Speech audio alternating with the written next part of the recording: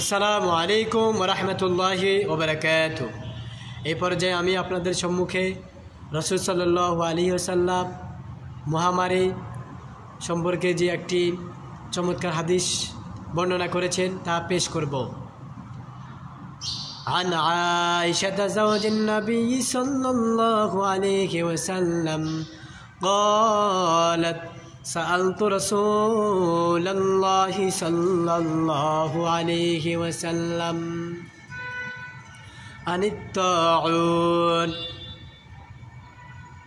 فقال رسول الله صلى الله عليه وسلم إنه عذاب يبعثه الله على من يشاء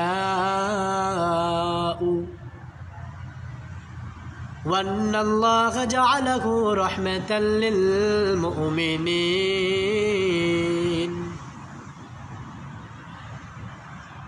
ليس من أحد يقع الطاعون فيمكث في بلده صابرا محتسبا فيمكث في بلده صابرا محتسبا وأنه يعلم أنه لا يصيبه إلا ما كتب الله له إلا كان له مثل أجر شهيد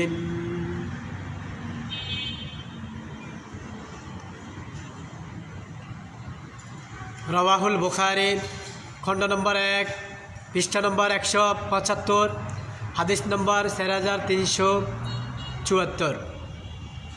হযরত আয়েশা রাদিয়াল্লাহু তাআলা আনহু বর্ণনা করেছেন, তিনি বলেন, আমি রাসূল সাল্লাল্লাহু আলাইহি ওয়াসাল্লামকে জিজ্ঞাসা করেছি মহামারী সম্পর্কে।